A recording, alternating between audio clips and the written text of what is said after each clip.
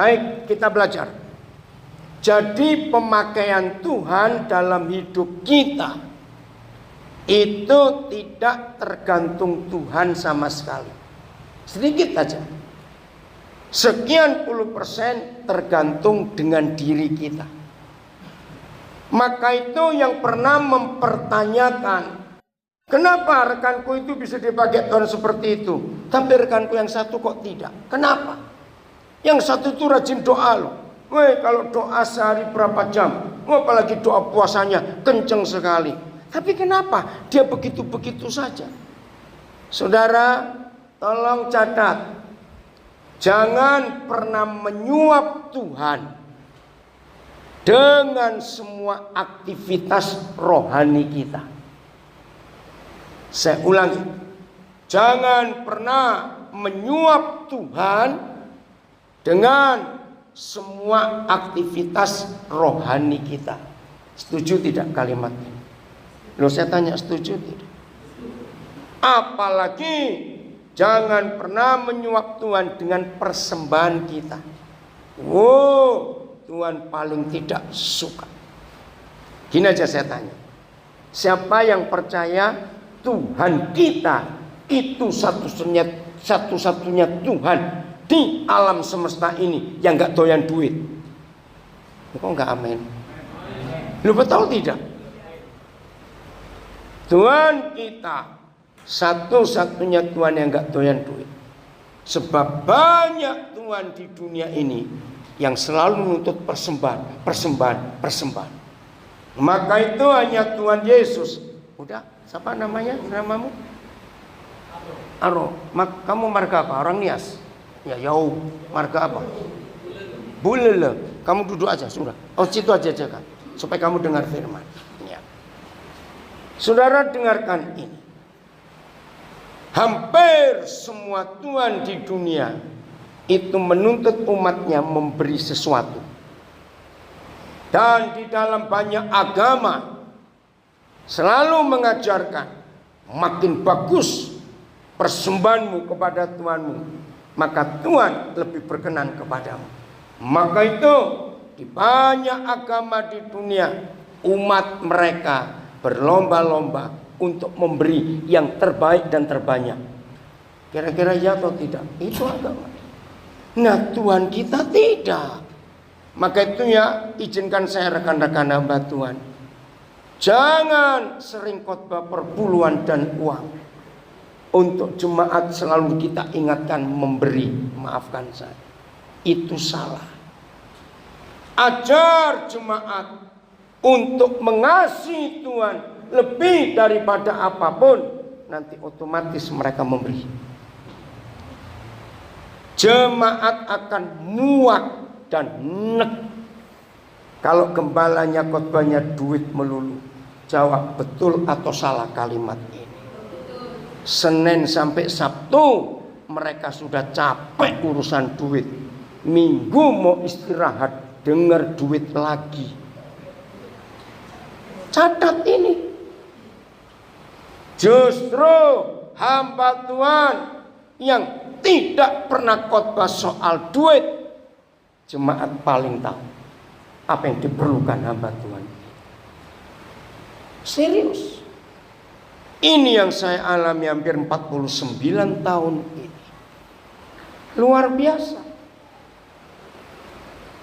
Maka itu jangan menyuap Tuhan dengan aktivitas rohani kita. Doa pagi, doa siang, doa malam, doa puasa, pelayanan ini, pelayanan itu, persembahan. Tidak. Tuhan tidak butuh semuanya itu. Setuju tidak saya katakan? Lalu bagaimana Tuhan memakai kita? Mari kita buka 2 Timotius 2. Ini ayat paling gampang. Saya lupa, siapa namamu ya? Ya, Marudut. Marga apa? Damanik. Oke. Umur berapa kamu? 18 ya. Saya lupa nyebut kamu tadi. Nah, jadi ada Daniel, ada Marudut, ada Amel, ada Amos. Ada siapa? Oh, satu lagi, Encos. Enggak ada nama lebih baik. Maaf. Jangan marah Cos ya. Kamu umur berapa Cos? 20. Nah, jadi ini ya, dengar kalian anak-anak muda supaya tahu Tuhan bagaimana memakai hidup kalian. Jadi gampang untuk menghafalkan. Pemakaian Tuhan atas kita tergantung kita lebih banyak, bukan tergantung Tuhan lebih banyak. Di 2 Timotius 2 jadi 20 sampai 22. Itu caranya menghafal. Mari kita baca sama-sama. 1, 2, 3. Dan bangunan yang besar hanya terdapat perahu dari emas dan perak, melainkan juga dari kayu dan tanah. Yang pertama dipakai untuk maksud yang mulia, dan yang terakhir untuk maksud yang kurang mulia. Dalam rumah yang besar, itu bicara ilustrasi rumah pejabat. Yang rumah besar itu yang pertama ilustrasinya. Percaya rumah gubernur, rumah presiden, di dapur pasti ada alat yang sederhana dari tanah, dari kayu. Apalagi presiden kita orang Jawa, pasti ada ulek-ulek, betul enggak? Pasti ada cobek, pasti ada alat-alat dari tanah liat, dari kayu. Dalam istana presiden juga ada. Yang pertama dipakai untuk maksud yang mulia. Apa itu yang pertama? Emas, perak. Yang kedua, ada nggak di situ? Kayu, tanah liat. Nah, ayat 21. 1, 2, 3. Kalimat pertama, perhatikan. Stop dulu. Jika seorang, siapa seorang di situ? Saya, kita semua. Jika seorang menyucikan dirinya dari hal-hal yang jahat. Pelan-pelan ya. Ibadah yang bentuknya ritual itu yang menilai Tuhan atau orang lain. Ayo jawab, ini penting. Ibadah yang bentuknya ritual, tahu kata ritual, liturgis, itu yang melihat Tuhan atau tetangga kita atau orang lain. Orang lain. Tolong dicatat. Bertahun-tahun saya sudah khotbah. Tuhan tidak pernah menilai seorang pun dengan aktivitas ibadahnya. Itu bertahun-tahun saya sudah khotbahkan. Maka itu Tuhan tidak pernah menilai saudara dan nilai saya waktu sedang pelayanan dan waktu sedang ibadah. Yang Tuhan nilai selalu hidup sehari-hari kita. Tolong catat. Ibadah dan aktivitas pelayanan itu orang yang melihat. Pertanyaannya, mengapa Tuhan tidak pernah menilai kita waktu kita sedang aktivitas ibadah dan pelayanan? Jawabannya, kenapa Dia menilai kita waktu kita sedang tidak ibadah dalam hidup sehari-hari? Ini penting, karena susah benar. Karena tahu aslinya, betul. Jawaban yang tepat begini. Di dalam ritual, di dalam liturgi, di dalam tata cara ibadah, orang bisa munafik tidak? Sangat bisa. Karena cuma dilihat orang. Nah, bertahun-tahun khotbah saya itu baru dimengerti selama tahun 2020 dan sampai hari ini. Karena dengan adanya pandemi COVID-19, orang gak perlu ibadah lagi secara ritual, sendiri-sendiri dengan Tuhan. Itu penilaian. Maka itu sebagai hamba Tuhan, saya kalau pergi dan istri saya tidak ikut, Maka siapa yang ngundang saya dan menginapkan saya bukan di rumah jemaat, tapi di penginapan atau di hotel, maka saya akan minta kepada yang ngundang saya. Kalau istri saya nggak ikut dan nggak ada tim yang ikut, anak saya nggak ikut, saya akan tanya kapasitas hotel atau penginapan untuk berapa orang. Oh, untuk 2 orang. Baik, saya akan minta kepada panitia, tolong pilihkan seorang anggota pemuda dalam jemaat, bapak atau ibu, untuk nemanin saya tidur. Mereka bingung, loh bapak kan nggak kenal. Tujuan saya nggak ingin dinilai orang hanya waktu saya pelayanan. Coba jawab jujur pertanyaan saya, mimbar ini bisa jadi panggung sandiwara atau tidak? Sangat bisa. Maka itu saya ajarkan jemaat anak-anak saya semua, jangan lihat papa waktu melayani, salah. Ini bisa jadi panggung sandiwara. Lihat hidup papa dalam sehari-hari. Maka itu waktu saya di kamar sendirian, saya harus ada orang yang ngelihat saya ngapain. Banyak orang gak ngerti, karena tidak semua hamba Tuhan berani hidup seperti ini.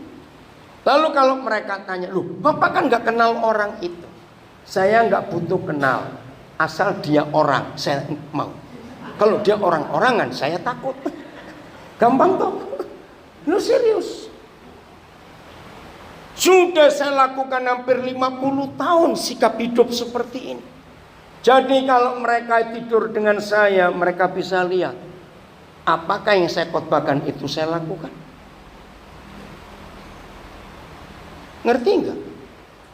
Barang siapa menyucikan dirinya, berarti yang Tuhan lihat bukan waktu kita pelayanan, bukan waktu kita berdoa di depan orang, tapi dalam hidup sehari-hari. Semua orang yang pergi dengan saya berhak untuk ngecek saldo ATM saya ada berapa. Itu berhak. Maka itu saya nggak pernah takut menyerahkan kartu ATM saya dengan PIN-nya kepada siapa saja. Maka itu banyak teman-teman saya hamba Tuhan heran, kok Koden nggak takut, nggak begini. Nah jawaban saya cuma satu. Orang yang berani menyerahkan kartu ATM-nya pada orang lain bersama PIN-nya, itu karena saldonya sering nggak ada. Kalau saldonya banyak, nggak mungkin berani menyerahkan. Ayo jujur. Nah ya sudah. Jadi saya terbuka seperti itu. Saya tidak takut keuangan saya diketahui orang. Sungguh. Nah jadi enak ketika orang saya titip ATM, dan kalau orang itu punya duit ternyata nggak ada isinya, diisi nggak? Loh saya tanya ini loh. Kalau saya titip ATM saya suruh ngecek saldo, dan orang saya titip itu punya duit, kira-kira mikir nggak? Wih kok kasihan ya hamba Tuhan saldonya begini, diisi nggak kira-kira? Ya sudah. Lo serius. Tapi celakanya, kata celaka, yang saya titipi untuk ngecek sering nggak punya duit juga. Maaf ya. Serius, saya tuh nggak pernah takut loh saudara.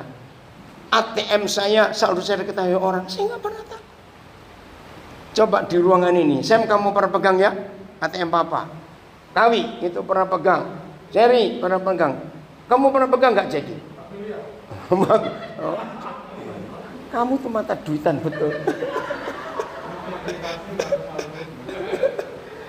Itu bukan di papa, itu saldonya, ngaco aja. Agung pernah pegang ATM kan? Nggak, belum pernah ya. Ya. Jadi saya tuh nggak pernah takut.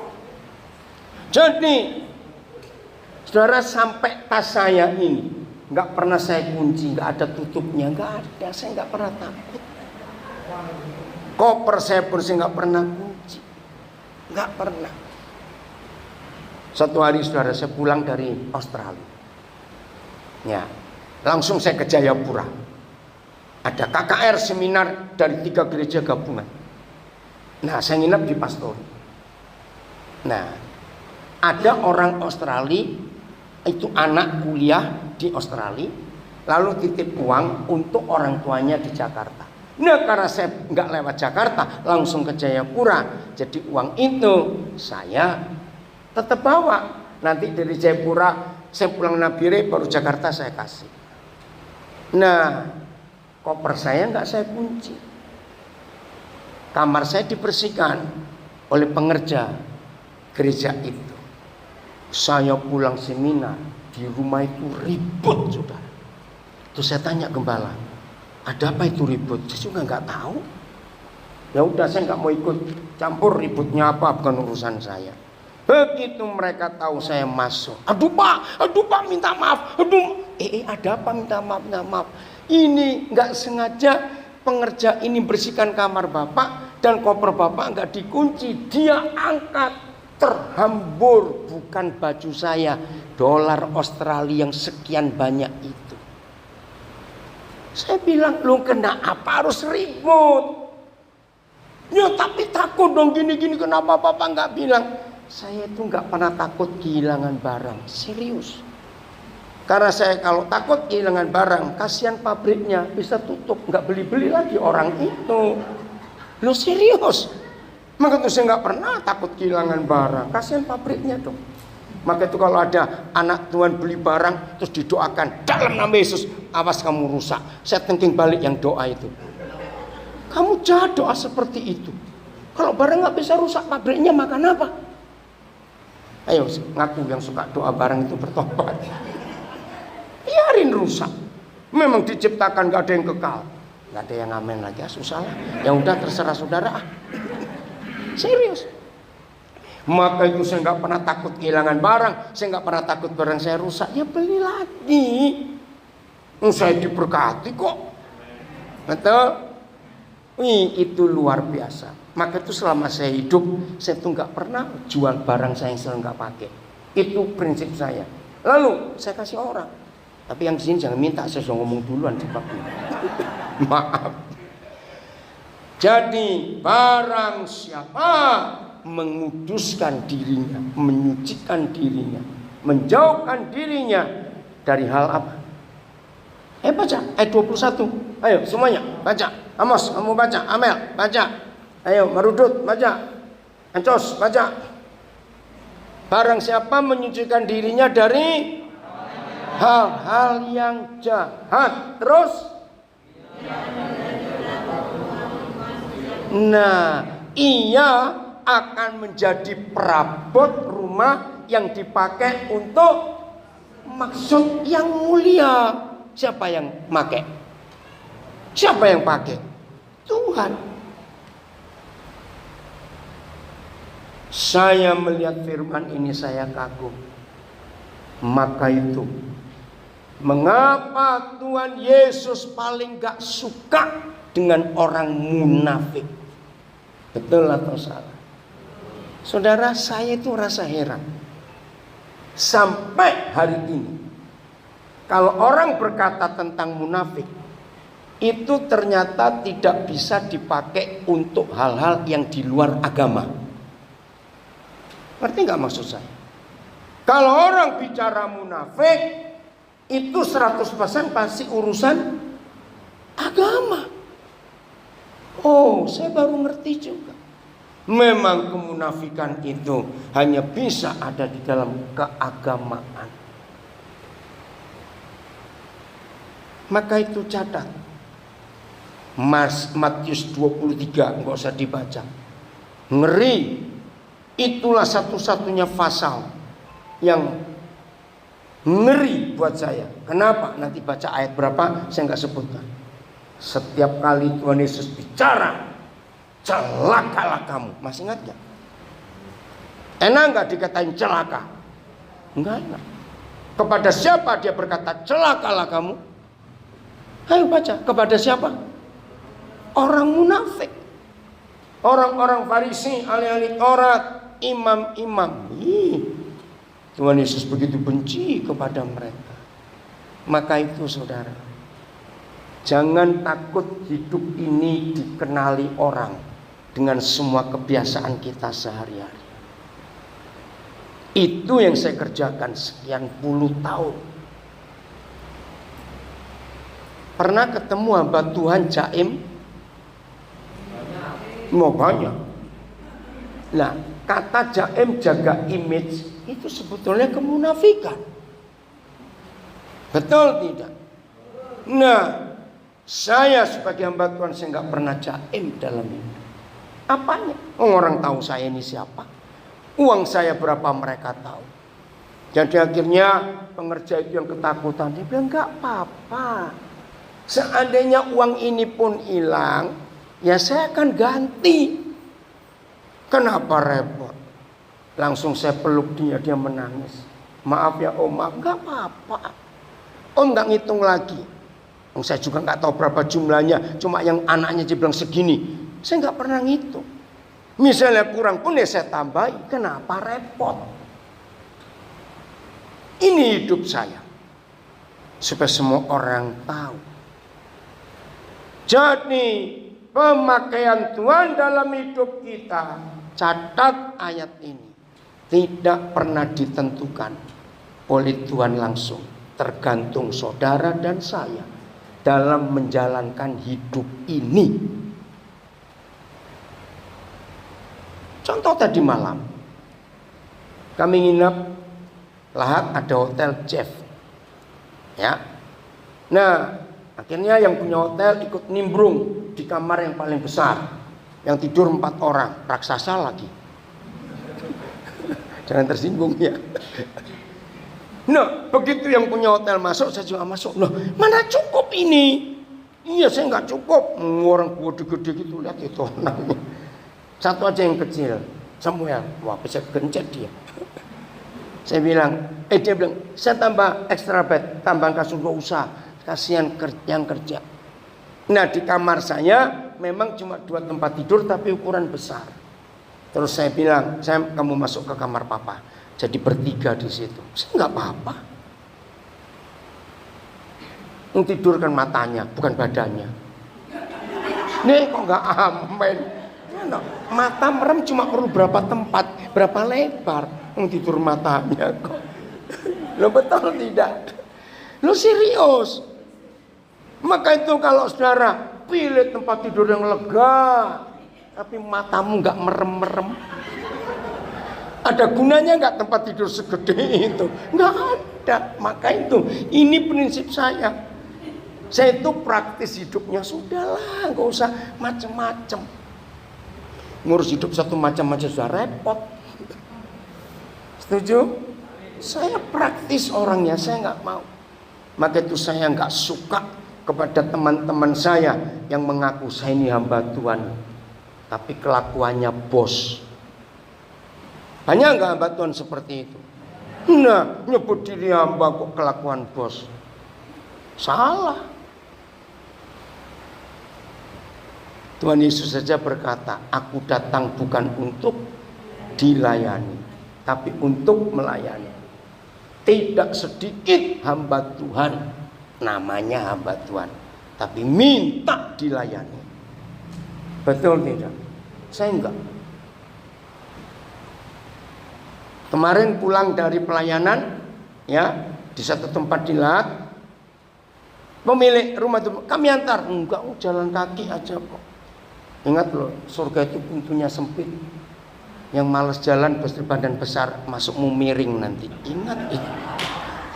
Maaf. Loh ya toh, kan pintunya sempit. Kenapa Bu Gembala tertawanya kencang sekali? Yang di rumah dengar ya, yang badan besar itu, ayo, ukurannya sudah 3L, berubah. Nah itu semua perlu untuk olahraga. Saya punya penjahit langganan. Sejak akhir 80-an itu dia jahit baju saya, celana saya. Sampai hari ini saya nggak pernah berubah ukuran. Jadi saya cuma kirim bahan, dia jahit. Dia sampai heran, nggak bisa Pak Daniel, mesti diukur lagi. Saya bilang, yang pakai saya kok kamu yang ribut? Dia tertawa juga. Iya, serius. Nah, tahun 80-an saya ketemu dia pertama kali. Saya baru ketemu dia lagi tanggal 22 Februari yang lalu. Pas saya pemberkatan nikah di Tegal, ini di Cirebon. Kan lewat Cirebon. Nah, ada 2 anak saya yang ikut, pengen tahu ini penjahitnya papa. Betul. Begitu ketemu saya penjahit ini setelah pengen 80-an akhir. Betul juga ukuran masih sama. Makanya maaf ya, jangan tersinggung. Yang mulut rakus bertobat. Setuju? Sudah, kau usah lihat kiri kanan. Lihat saya saja. Awas kamu. Serius. Maka itu saya hidup apa adanya. Nggak perlu minta dilayani, enggak. Maka itu istri saya itu heran lihat saya. Istri saya pun tidak pernah saya repoti ramal besar. Ngatur baju kalau saya mau pergi saya. Bukan dia nggak mau, tidak, saya yang melarang. Biar dia urusan yang lain. Jadi semua tergantung bagaimana kita hidup. Di situ penilaian Tuhan, kita akan dipakai yang seperti apa. Ayat 21 sudah habis? Belum, terus kalimat terakhir. Ayat 21. Ayo, 1, 2, 3. Aduh, ulanglah yang kuat. Ia akan dikuduskan, ditetapkan untuk dipandang layak oleh tuannya. Siapa Tuhan kita? Tuhan Yesus. Lanjut. Woi, keren. Dan disediakan. Siapa yang menyediakan? Tuhan. Untuk pekerjaan yang mulia. Bukan pekerjaan yang ecek-ecek. Maaf. Kalau kita, jangan bilang rajin doa puasa. Rajin ini enggak. Menguduskan diri. Nah, ayat 2 itu, ayat 22 itu unik. Dicontohkan begini, baca. Jauhi. Sebab itu, ayo. Nah, jauhilah nafsu orang muda. Bahasa di dunia pun sama. Ada enggak anak muda bilang jauhi nafsu orang tua kamu ya? Loh, ada tidak? Tidak ada. Yang tua-tua ini harus menjauhi nafsu orang muda. Terus kejarlah. Oh, belum selesai. Jauhilah nafsu orang muda. Terus keadilan. 1, 2. Apa? Kesetiaan. 3. Kasih.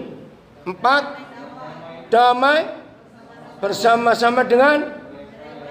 Nah, mereka yang berseru kepada Bapa di surga. Jauhi nafsu orang muda. Kenapa kata pertama keadilan? Karena namanya orang muda. Wajar enggak kalau orang muda itu egois? Loh, jawab, wajar tidak? Wajar, karena mereka enggak pernah ngalami hidup seperti itu. Nah, kalau kita sudah setua ini masih egois, kayak anak muda aja kamu, itu artinya. Nah, kalau orang tua dibilang kayak anak muda, itu namanya enggak tahu diri. Maaf, jangan tersinggung. Jadi firman Tuhan itu seperti itu.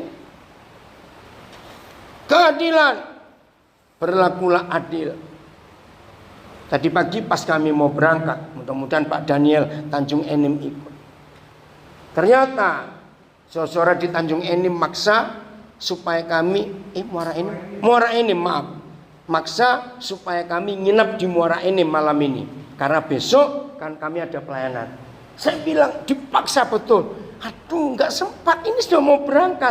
Kalau kami harus nginep di Muara Enim, berarti kami harus ngatur baju lagi. Ini 7 orang. Kapan berangkatnya? Bisa lebih telat dari tadi. Dia maksa.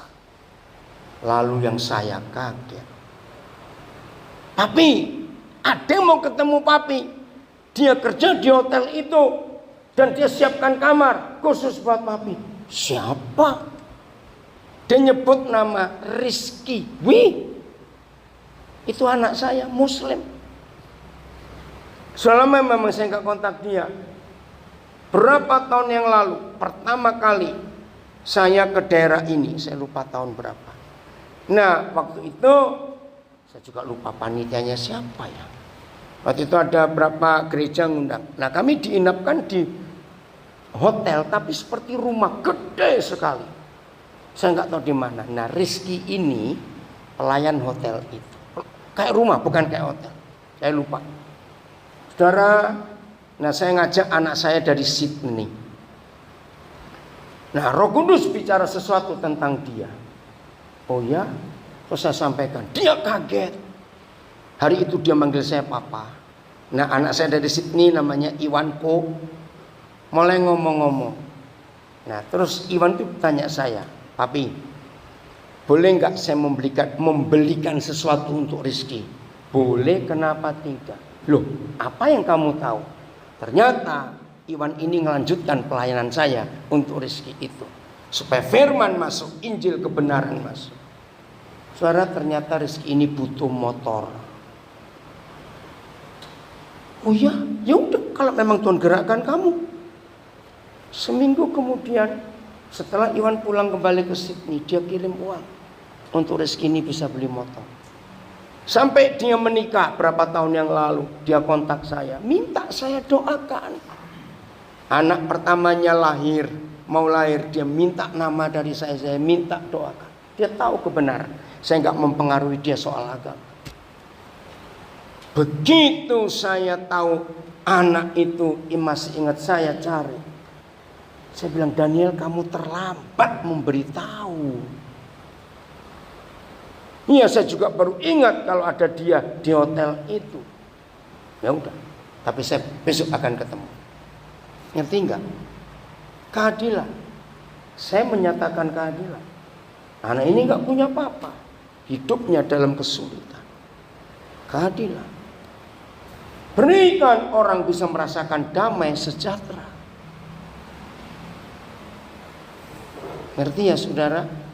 Apa yang kita harus kerjakan dalam hidup? Yeremia 9 ayat 23 dan 24. Nah, ini sekarang tugas gereja. Yeremia 9 ayat 23 dan 24. Ini tugas gereja. Mari semua kita menjadi pelaku firman. Baca sama-sama. Judulnya apa judulnya? Ayat 23 di perikop saudara. Mengenal Tuhan adalah kebahagiaan siapa? Kita. Tolong yang masih suka, ayo melayani Tuhan, ayo melayani Tuhan supaya kamu bahagia. Salah. Yang membuat saudara dan saya bahagia kalau kita mengenal Bapa. Bagaimana cara mengenal? Bukan baca Alkitab duluan, tapi bergaul dengan Dia. Dia selalu hadir di hidup kita. Oke? Agung, ini Alkitabmu pakai dulu, perlu? Enggak. Baca kalimat pertama. 1, 2, 3. Beginilah firman Tuhan. Terus?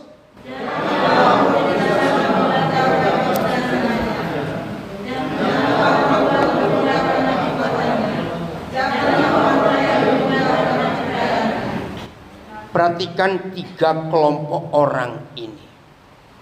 Saudara, ternyata ketiga kelompok orang ini itu mewakili seluruh manusia di dunia. Saya kagum dengan Papa di surga. 7 miliar lebih jumlah penduduk bumi saat ini. Ternyata hanya dibagi dengan 3 kelompok. Yang pertama, janganlah orang bijaksana. Banyak nggak orang merasa bijaksana, merasa hebat, merasa berhikmat, merasa pintar, merasa ini, betul? Itu kelompok pertama. Tapi jangan bermegah karena, ayo baca, kebijaksanaannya. Kelompok kedua, orang kuat. Ya, banyak. Nah, saudara lihat hari-hari ini manusia itu buat apa saja itu nggak bisa sembunyi-sembunyi karena netizen banyak yang nganggur. Lu ngerti nggak maksudnya? Lu ya tau netizen tahu ya, orang yang suka bawa HP kemana-mana sekarang ini apa saja direkam terus masuk viral. Loh, betul tidak? Nah, lihat selama penyekatan Lebaran ini banyak nggak orang-orang kuat yang sombong-sombong? Loh, ngerti nggak pertanyaan saya? Arogan sekali di sosial media banyak, betul yang bentak-bentak dan semuanya. Nah, itu zaman sekarang itu seperti yang Tuhan pernah katakan kepada kita. Jauh sebelum ada penemuan CCTV, kamera, apa istilah bahasa Indonesia? Kamera pengintai. Saudara percaya surga sudah punya duluan? Loh, saya tanya kok. Percaya? Surga sudah punya duluan kamera pengintai itu sebelum ada CCTV di dunia. Nah, sekarang ini ternyata orang nggak bisa lari, mau buat apa saja ada netizen nganggur di syuting. Keren. Tadi pagi nih loh saya dapat berita, lihat TV dulu. Jadi ada seorang naik motor, cowok, masih kelihatan muda, belum tua. Tahu-tahu ada ibu-ibu goes, tahu ya, naik sepeda di daerah Jakarta. Wih, dipegang payudaranya. Marah, tapi ibu naik sepeda, ini naik motor, ya kalah. Ternyata ada netizen, ada orang naik mobil pas kejadian itu. Lo kok bisa HP-nya lagi on gitu? Wih, direkam, dikejar, suruh minggir nggak mau, dipepet motornya, jatuh. Itu rekamannya jelas semuanya. Sudah jatuh, ditinggalkan di situ, dia bawa orang yang naik mobil untuk balik ke sana. Wih, ibu ini marah. Nah, waktu saya lihat itu, netizen itu hebat. Maka itu jangan main-main. Yang suka melotot-melotot karena kuat. Ngerti maksud saya? Ada yang syuting, ingat itu. Hebat nggak? Nah, itulah orang kuat. Jangan sombong. Dengan apanya?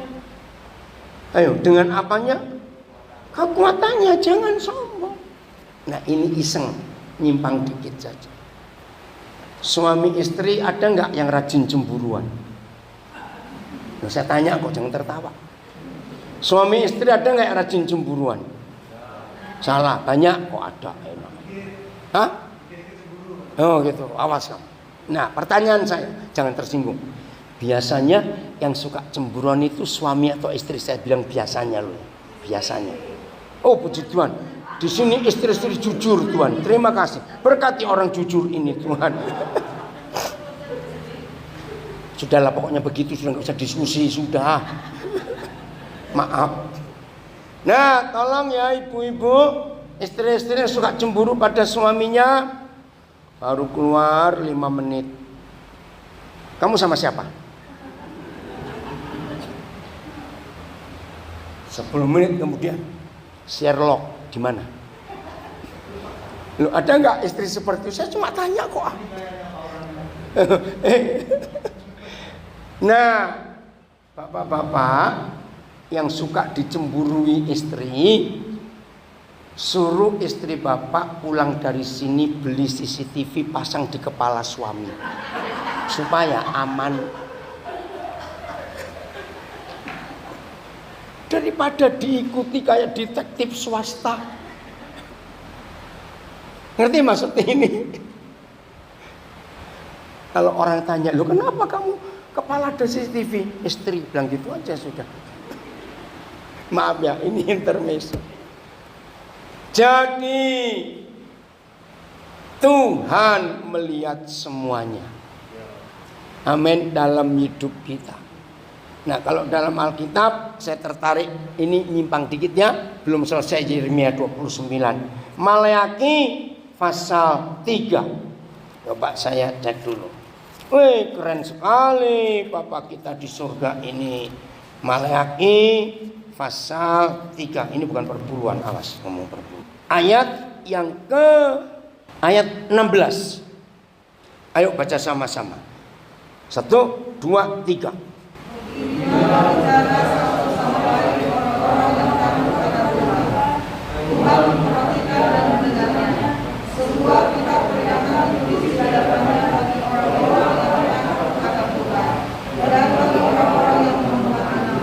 Sebuah kitab peringatan ditulis di hadapannya bagi kita yang takut akan Yahweh dan bagi orang-orang yang menghormati namanya.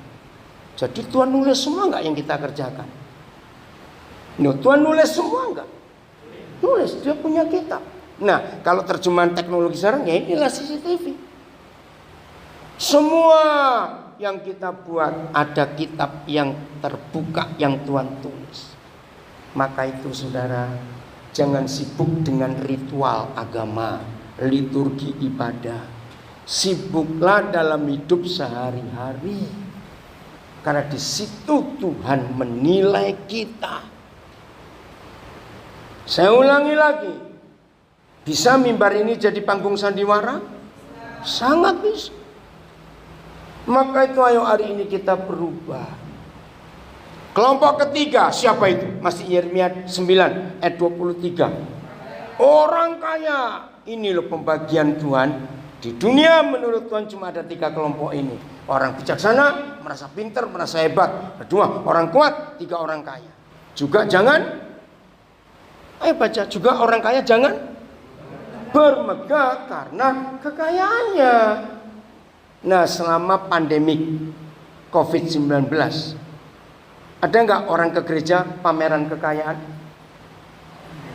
Saya pernah lihat satu gereja ibadah. Wih, saya kaget. Ada orang kayak toko emas jalan. Ngerti nggak istilah toko emas jalan? Waduh, semuanya dipakai. Nah, selama pandemik, ada nggak yang pamer kekayaan kalau ibadah? Saya tanya, ada enggak? Enggak ada. Ibadah bisa pakai daster, bisa enggak pakai baju juga. Loh betul tidak, saudara? Lagi di rumah. Maka itu jangan menyuap Tuhan dengan aktivitas rohani kita. Terus kalimat berikut masih ayat 23, Yeremia 9, 1, 2, 3. Oh, 9 24 sekarang. 24, maaf saya salah. Ayat 24. 1, 2, 3. Stop. Ini penegasan Papa kita. Tetapi siapa yang mau bermegah, mau berbangga, nggak apa-apa, berbangga itu bukan sombong, ya, tapi mengagumi apa yang Tuhan sudah buat atas hidup kita. Baiklah bermegah karena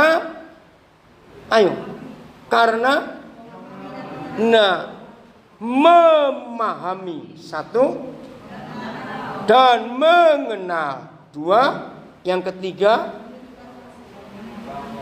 bahwa akulah Yahweh yang menunjukkan kasih setia, tempat keadilan dan kebenaran di bumi.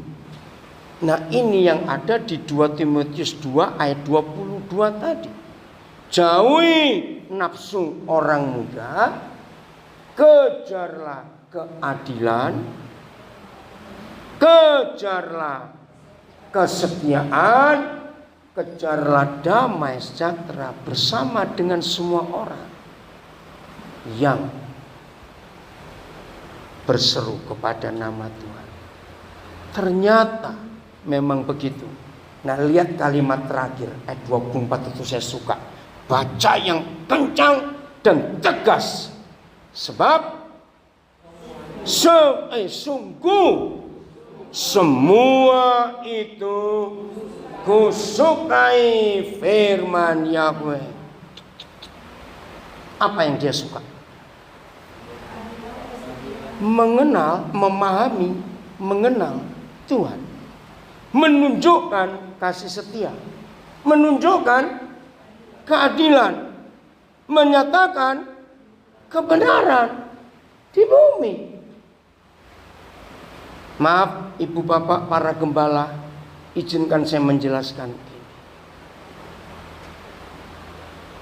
Kalau selama kita jadi gembala hanya sibuk ngurus jemaat saja, tetapi tetangga kanan kiri gereja kita ada, dan ajari jemaat tetangga-tetanggamu kiri kanan muka belakang untuk kita urus dan kita perhatikan juga. Karena sungguh semua ini kusukai firman Yahweh Tuhan. Hamba-hamba Tuhan tidak boleh kalau tetangga lagi perlu, aduh maaf sedang doa puasa. Jahat itu di mata Tuhan. Apa teguran Tuhan? Ini kemana? Si Encos sama siapa? Axel siapa? Oh ambil snack. Ya udah kok hilang. Nah ini, saya ini kalau ngajar saya perhatikan orang, kemana ini orang. Serius.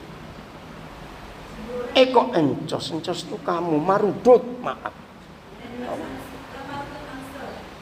Pansel, lupa lagi ya, anak pesan. Ayo bikin teh sama kopi. Belum selesai belajar so ngopi dulu. Aduh. Maaf. Jadi gereja tidak boleh hanya sibuk ngurus jemaat saja. Jangan tersinggung ya, jangan tersinggung. Saya cuma ngomong. Apalagi kalau cuma domba 4-5 ekor aja.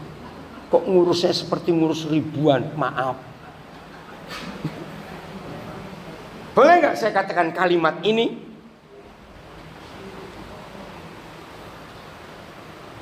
Selama perjalanan, ya, dimanapun saya pergi dan di mobil ada orang-orang ikut tim atau anak saya. Ini Pak Jeki ini agak nakal dikit.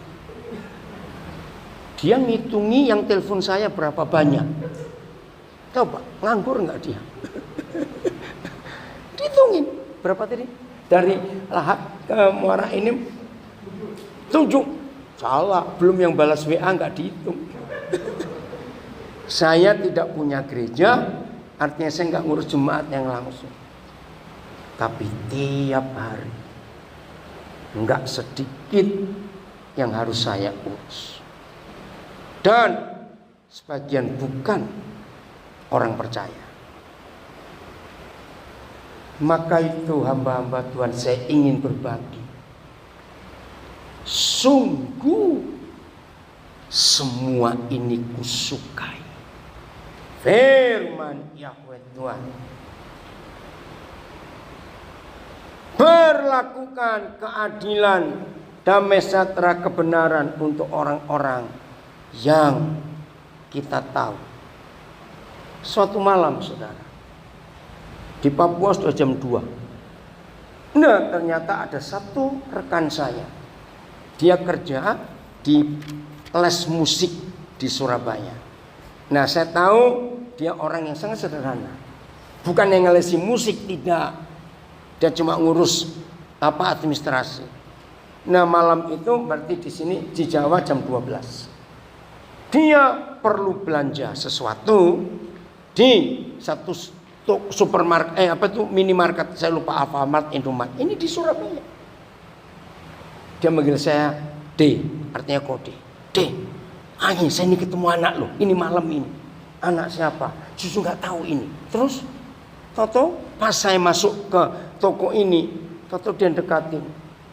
Ai, aku belum makan, Ai. Aku belum makan. Ai itu bahasa Chinese-nya tante. Itu anaknya siapa? Nggak tahu.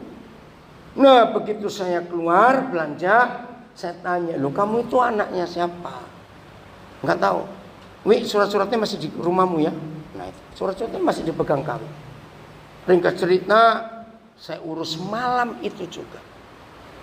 Nih nggak taunya dia ini dipegang oleh satu tukang parkir. Nah ternyata tukang parkir ini memperkerjakan anak-anak jalanan ini untuk ngemis lalu harus bayar. Hah? Kasihan sekali. Ini udah cepet urus. Saya langsung bilang, besok carikan tempat kos yang dekat rumahmu. Nanti aku yang bayar. Saya urus. Saya nggak kenal. Nah, pas saya ke Surabaya, nggak lama setelah itu, saya bilang, ayo ketemu. Begitu ketemu, saya kaget.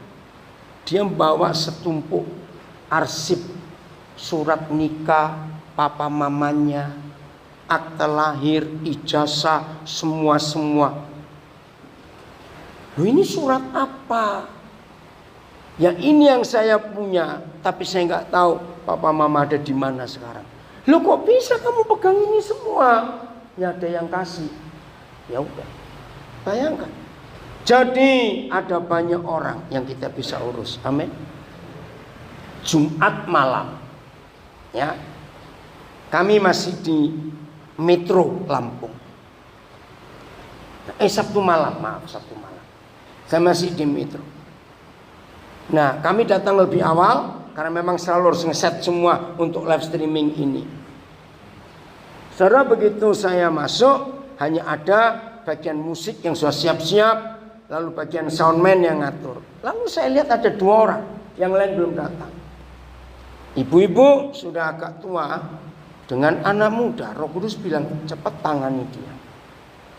Saya langsung kenalan. Kaget ibu ini. Ternyata ini cucunya. Nah terus saya tanya, mama papanya kemana? Ini nenek ini jawabnya enteng, hilang. Loh, siapa nggak bingung? Terus saya tanya, jadi yang orang tuanya cucu ini mamanya atau anak ibu ini mamanya atau papanya? Mamanya. Saya tanya lagi, loh, lah kok ibu nggak tahu anak sendiri di mana? Dari dulu sudah nakal. Oh ya udah. Sekarang kamu di mana? Saya di asrama. Nah ini sekarang kok bisa keluar? Ya karena pandemi. Jadi neneknya yang urus. Saya nggak pakai panjang lebar. Saya langsung minta nomor teleponnya. Saya minta nomor tabungan banknya. Ternyata nggak ada. Masih pakai neneknya. Saya minta. Saya bilang pada nenek, mulai hari ini semua keperluannya jangan cari ika yang lain, cari saya. Saya melihat mata nenek ini berkaca-kaca. Karena saya berkali-kali punya pengalaman untuk ngurus anak-anak yang gak tahu orang tuanya dan di tangan kakek neneknya. Pasti punya pikiran begini. Kalau saya meninggal, yang ngurus siapa? Maka itu saya katakan, saya akan tanggung dia sampai dia selesai kuliah. Mata nenek ini berkaca-kaca. Maaf ya, saya cuma tanya. Kira-kira kalau Tuhan tahu hidup saya selalu menggenapi Yeremia 9 ayat 24. Kalau ada orang diperlakukan tidak adil, saya nggak terima. Kalau butuh keadilan, yang adil itu adalah papa saya. Enggak, amin. Maka kita anak-anaknya punya hak untuk menyatakan keadilan. Orang-orang susah saya perhatikan. Nah, dengar pertanyaannya. Kira-kira kalau Tuhan lihat hidup saudara seperti saya juga seperti ini, Tuhan bakal matikan keran air berkat nggak? Lo jawab, tidak. Maka itu sampai hari ini saya nggak pernah kekurangan, mengalir terus. Sebab Tuhan tahu yang saya terima dari Dia untuk siapa. Yang kedua, maaf.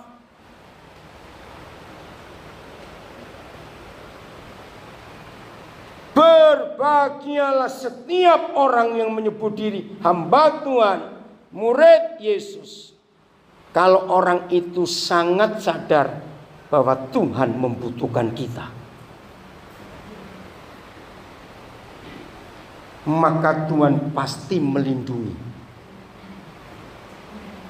Betul tidak, saudara? Karena Tuhan butuh kita.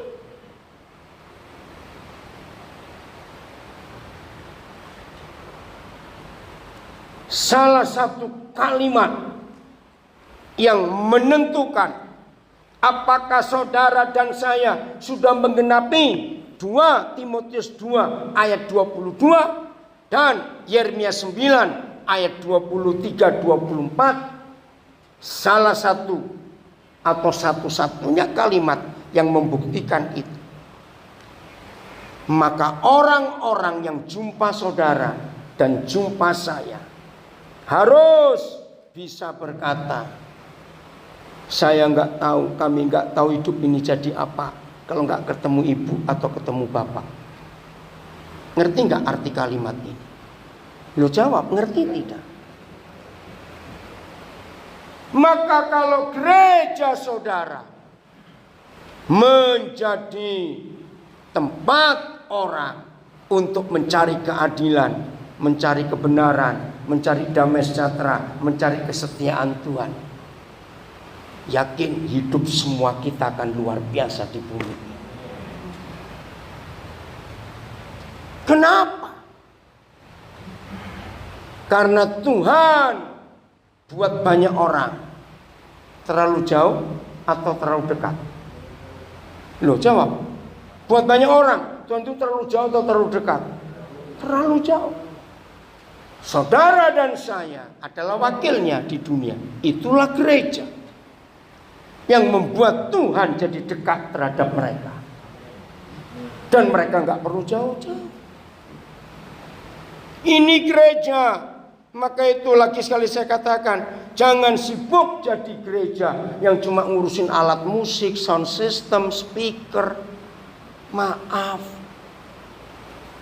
urus manusia-manusia di sekitar kita. Maaf loh saudara, suatu hari ada orang yang mendoakan saya waktu saya ulang tahun, supaya saya sampai umur 400 tahun. Saya kaget.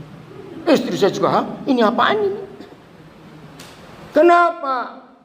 Nah ini dia. Maka itu bagi tetangga-tetangga, bukan bagi jemaat, bagi keluarga-keluarga yang ada di sekitar kita. Buat mereka, kita ini siapa?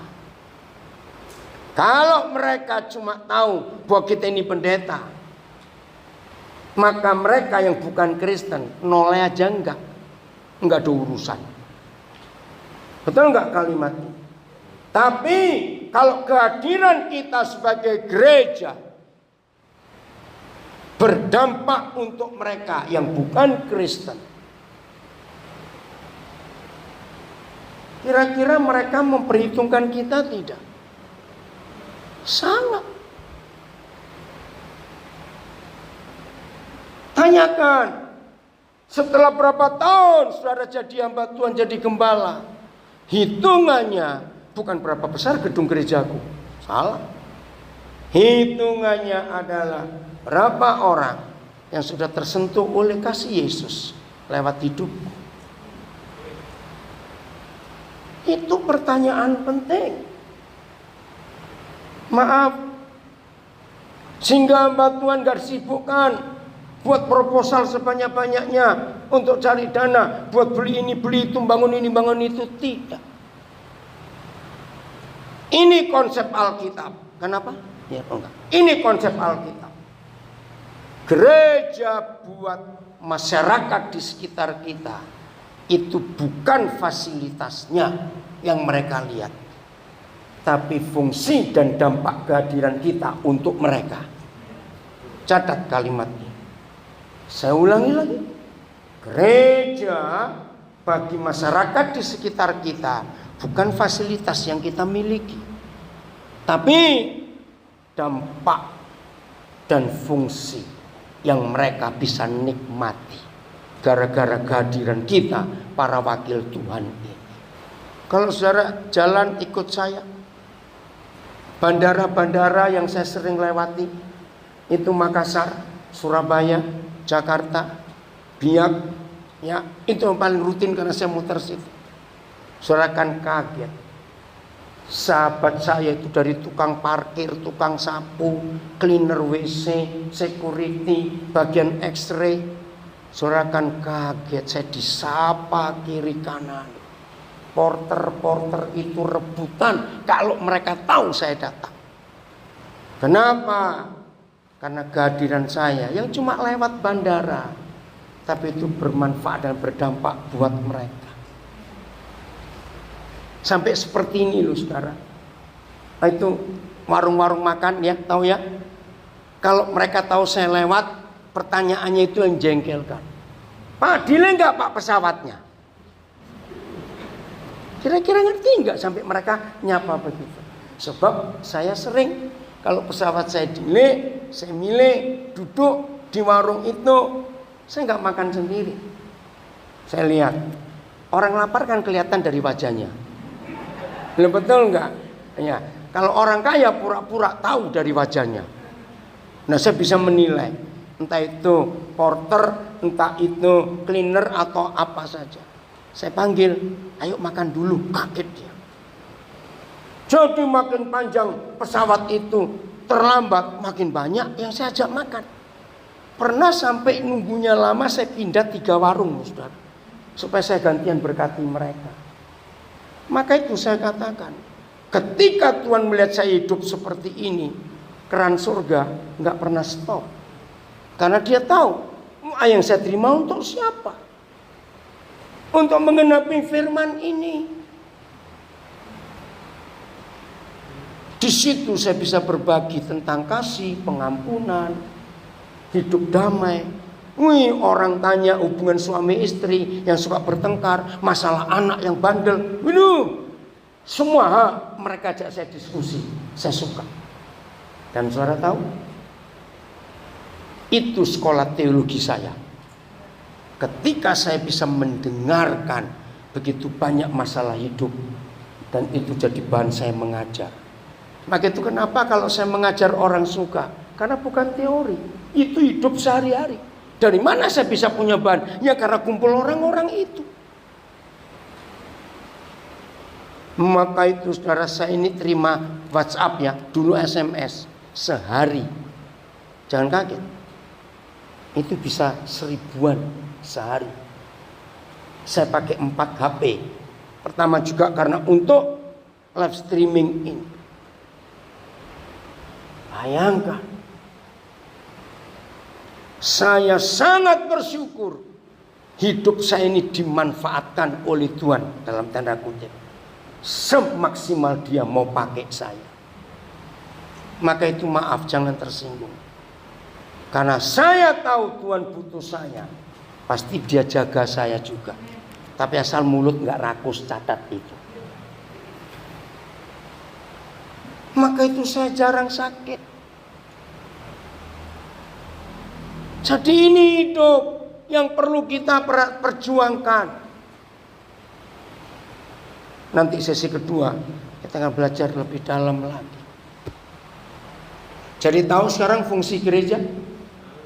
Bukan fasilitasnya tapi manfaatnya buat saudara-saudara kita, tetangga-tetangga, orang-orang di sekitar kita.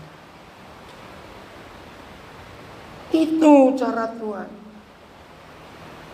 Ini beberapa waktu yang terakhir saya tinggal di apartemen anak saya di Jakarta. Ya, karena kami belum punya rumah di Jakarta. Karena apartemen pasti ada security, ada bagian lobby. Weh, Tuhan gerakkan untuk jadi berkat buat mereka. Saya kalau lagi perlu apa-apa, istri saya titip apa-apa, nah lihat ada roti, ada nasi yang sudah jadi, tapi sudah mulai sore. Itu kan biasanya dipotong di diskon. Saya borong, saudara. Saya bagi ke security, ke bagian lobby, bagian cleaner. Saya punya sahabat banyak sekali. Karena kemanapun saya pergi, saya ingin hidup saya bisa berguna buat banyak orang. Nah, itulah Injil. Amin, itulah Injil. Maka itu yang pergi dengan saya tahu salah satu kebiasaan saya. Nah ini loh masalahnya. Saya cuma cerita. Jadi saya ini kemana saja, orang itu nitipin makanan, aduh, sampai repot sendiri. Karena mereka pada ingin ngasih. Kira-kira betul nggak, saudara?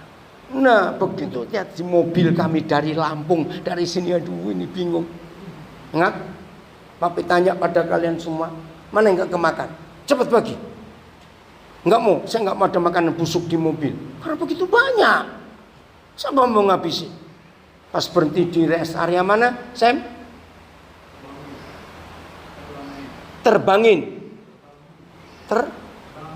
Terbangin gitu.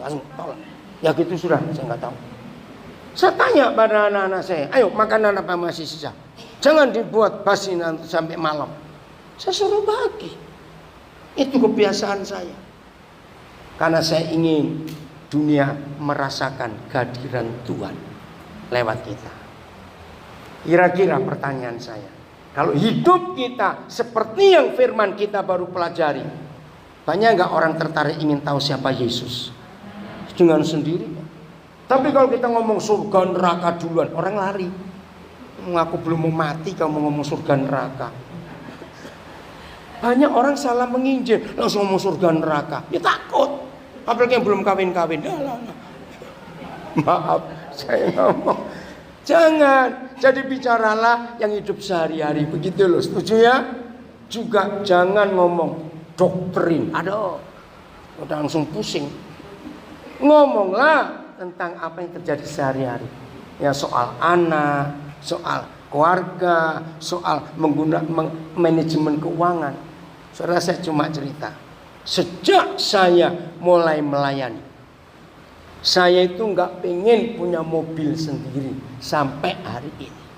Jadi saya tuh nggak pernah punya mobil, tapi beli mobil sering. Loh kok aneh? Aneh ya, nggak pernah punya mobil, tapi sering beli mobil.